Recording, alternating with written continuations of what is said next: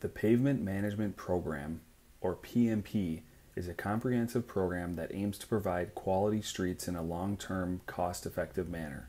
The PMP includes routine maintenance measures such as surface treatments, as well as more extensive rehabilitation measures such as pavement overlays and total street reconstruction. The main goal of the PMP is to have a finished product that meets the needs of the neighborhood and the overall transportation and maintenance needs of the city.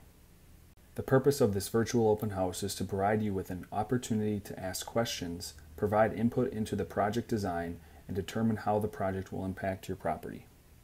The 2022 PMP project is located in the neighborhood south of 23rd Avenue, east of General Mills James Ford Bell Nature Area, north of Duluth Street, and west of Wisconsin Avenue. The following streets are considered for reconstruction as part of the project: Aquila Avenue from Duluth Street to 23rd Avenue, Zeeland Avenue from Duluth Street to 23rd Avenue, Xylon Avenue from West Bend Road to 23rd Avenue, Winnetka Heights Drive from Zeeland Avenue to Xylon Avenue, West Bend Road from Zeeland Avenue to Wisconsin Avenue, Duluth Street from 150 feet west of Aquila Avenue to Wisconsin Avenue. As you may know, this project was originally scheduled for 2021 construction. However, due to the COVID-19 pandemic, the 2020 project was delayed 1 year and will now be constructed in 2021, pushing the reconstruction of your neighborhood back 1 year as well to 2022. There are over 120 miles of local streets in Golden Valley that the city is responsible for maintaining. Various factors contribute to the deterioration of street pavement, and therefore the pavement management program strives to maintain cost-effective, long-lasting streets. The city assesses pavement on all local streets and assesses a numerical value to each section of roadway. Various pavement failures can give staff information on the root cause of the failure and also provide guidance in determining the best corrective measure to either repair, rehabilitate, or replace the pavement surface. As previously mentioned, the goal of the pavement management program is to provide long-lasting, cost-effective streets. This graphic shows a pavement's life cycle and generally how it deteriorates over time with minimal to no maintenance, represented by the dark brown curves. It also shows how properly timed pavement maintenance, represented by the light brown curve, can provide rejuvenation to the street and help the pavement reach its maximum design life, which is assumed to be about 50 years. As you can see, the lifespan of a well-maintained pavement is roughly 2 to 3 times longer than a minimally maintained pavement. The Pavement Quality Index, or PQI, helps determine the type of pavement rehabilitation to use on a street. Treatments such as crack filling and microsurfacing are used on streets with higher PQIs. Subgrade correction, drainage improvements, and concrete curb and gutter are considered full street reconstruction and used on streets with lower PQIs, such as the streets mentioned as part of this project. This map shows the upcoming proposed street reconstruction projects by year. Street reconstruction is performed on streets with fair and poor pavement ratings.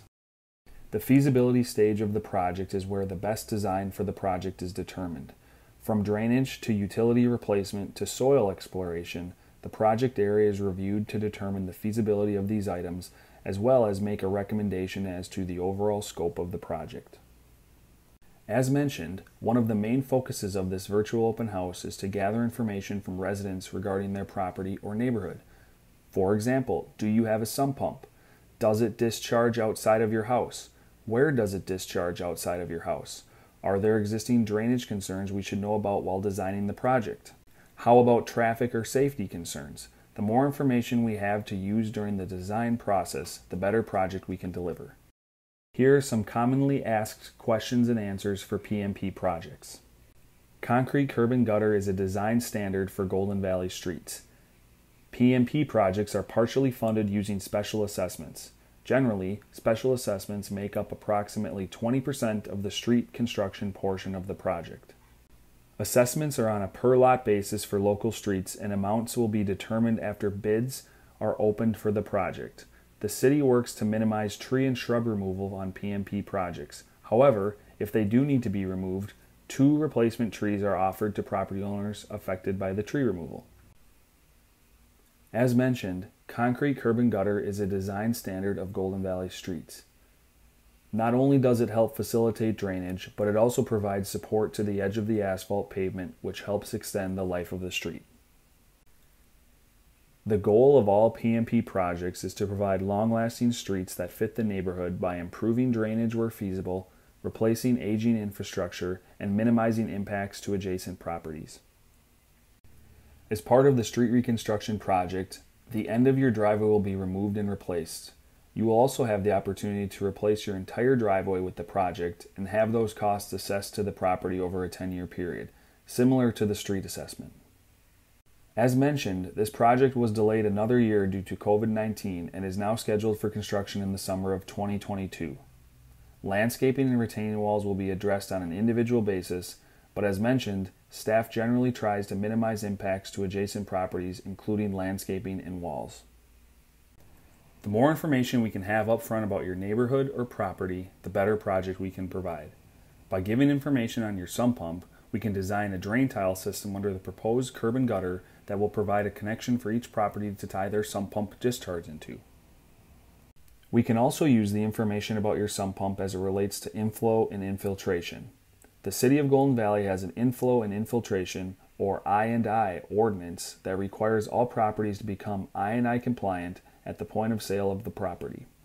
Once the property receives their I&I certificate of compliance, they are compliant for the life of the structure on the property. So what exactly is I&I? I&I occurs when clear water, or non-sewage water, enters the sanitary sewer system. It may not sound like a big problem, but during large rain events, when precipitation and groundwater enter into the sanitary sewer system, the system can become inundated and cause backup in pipes or at the treatment facility. We refer to these as sanitary sewer overflows, or SSOs. Some of the biggest contributors to I&I come from sump pumps, roof drains, and foundation drains. City staff inspect for these items when going through the point of sale I&I process. If too much clear water enters the sanitary sewer system, the city can actually get fined by the Metropolitan Council Environmental Services, or MCES. They are responsible for mass collection and treatment of all sanitary sewage in the metro area. The PMP project offers a voluntary sanitary sewer service repair program in which you can have your sanitary service inspected free of charge. Normally, this is a $250 fee, so we recommend property owners at a minimum have a free inspection of their sewer. The results can help you decide if you want to participate in the repair program, in which you can have your service repaired as part of the project and assessed over a 10-year period, similar to the street assessment. As mentioned, homeowners have the opportunity to have their full driveway replaced as part of the project. Staff can work to provide an estimate for your driveway replacement that can be incorporated into the project and assessed over a 10-year period. Each single-family residential property is allowed one driveway opening. Multiple driveway openings will not be replaced with the project. If you have more than one driveway, city staff will contact you about removing the second driveway as part of the PMP project.